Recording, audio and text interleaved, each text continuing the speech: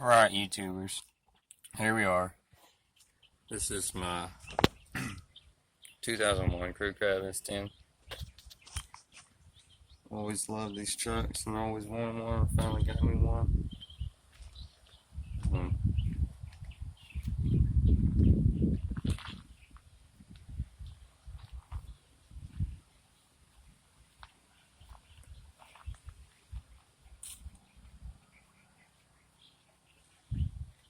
A little bit of walk around, I guess.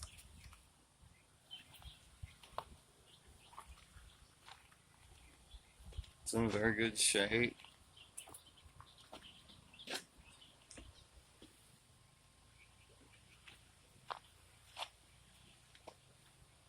The only real major ding in it is right here.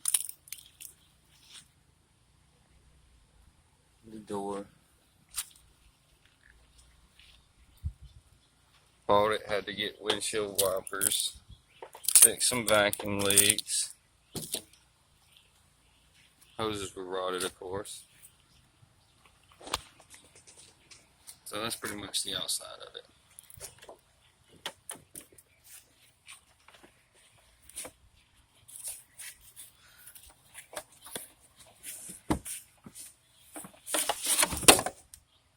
It's the back. Pretty nice. Some system. Had to move the seat an inch forward, well, kind of an inch and a half forward.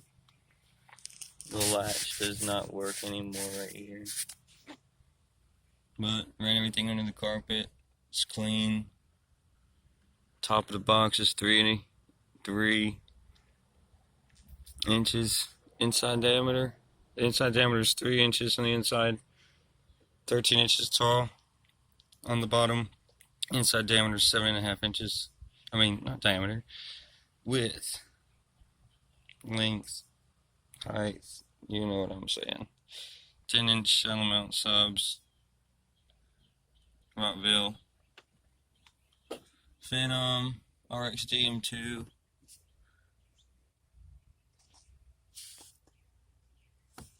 it's all pretty clean. Cut that out, let my amp breathe as much as it could. Probably didn't need it, but it did help my seat go all the way back perfect.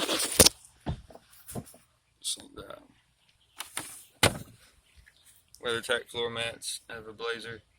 Only thing that'll go. A little bit of modification.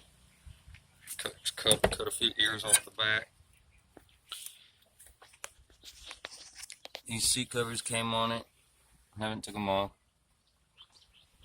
In here, we got some stuff going on. Dash mat, had to have one. Like all these trucks start to crack. Steering wheel cover to protect the stock leather wrap steering wheel cover. It's my amp control. Microphone for head unit. Down here, I recessed a little CB inside of the factory cassette player deck. Gutted the deck, put the CB in the deck. There you go. You got a little CB or whatever you want down there.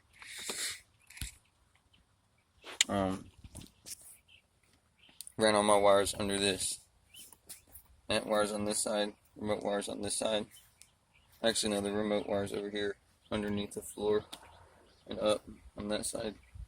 Amp wire goes through here, out there, through the stock antenna hole. Use the same grommet or get a different one. Doesn't matter.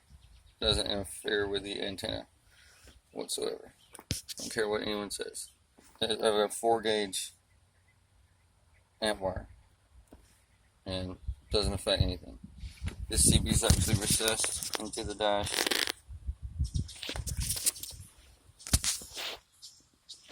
Ashtray's gone. Yoda protects the place. Alpine ILX W650. The great thing about this head unit is it's literally like that deep in the back. It's 2 inches deep.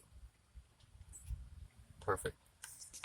I'll hook this up to a real CB. I'll hook this up to my CB here. This lower CB is PA strictly. Just for a little PA. I got these out of a Bravada wood grain. That's vinyl, wood grain, garbage, just to see what it would look like. This is a bypass switch for my rear view camera, parking brake bypass. Basically, it throws the ground, it grounds it.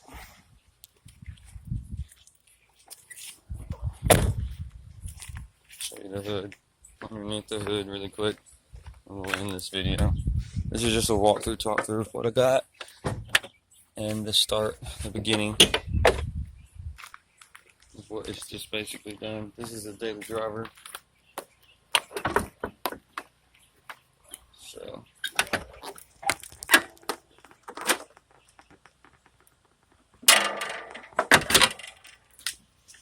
went with a big 3 upgrade, Optima yellow top. It's really a big 5 upgrade because it's battery, 3-wire upgrade right here, power 2, alternator, ground 2.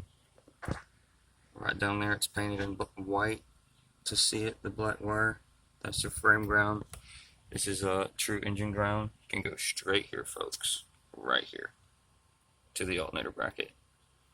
You don't have to get under there and fucking clean that shit up, because that shit's gonna get dirty again anyway. So 250 amp alternator, made in USA. Don't really give a fuck by who. It's here. It's good.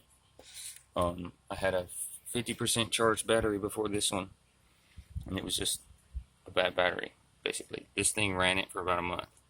Kept it charged for about a month. Like I said, this is my amp wire 4 gauge. I have 0 gauge upgrade wire.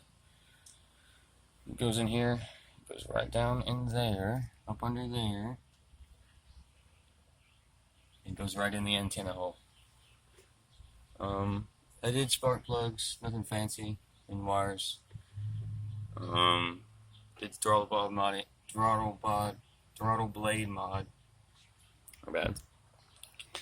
Replace brand new radiator, fan blade, and lower radiator shroud because my motor mounts were shit. I got poly mounts in there now. You probably cannot see them.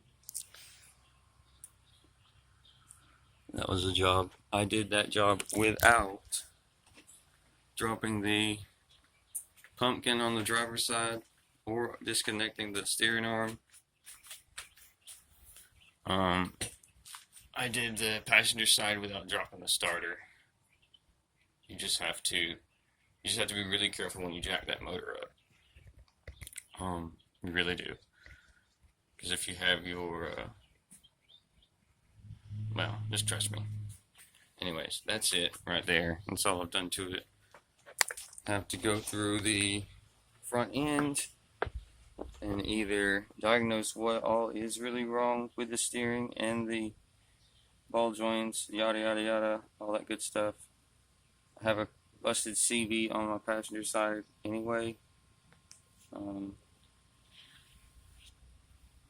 I really want to solid axle swap it. I'm just waiting on that first deal to come by on an axle, whether it be front or rear. Would like to do a Ford 8.8 out of an Explorer, of course. I want to keep a narrow track and low as possible to daily drive it. It's basically going to be a truck that can get into the woods and out of the woods. Not really. More so bogging. I just want to be able to get in and out.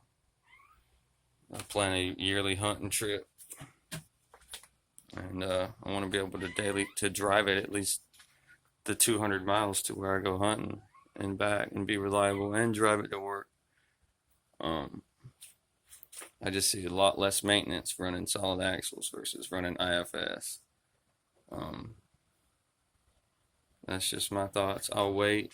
I don't really want to spend $500 to $600 to $700 on IFS bullshit to repair it, to make it back to normal, and then lift it, which I'd be paying $500 for a 2.5 inch lift, or, bullshit. I don't know. I could get a 6-inch lift for $800-900. But for $900, I could probably solid axle swap it and be done. I have welding skills fab skills. I can cut stuff. Basically make anything I need to make. But if I needed to heat treat parts or anything, I got an oven right there. But that's pretty much it. Till next time, folks. Hopefully my next video will be me trying to get ready to do a solid axle swap.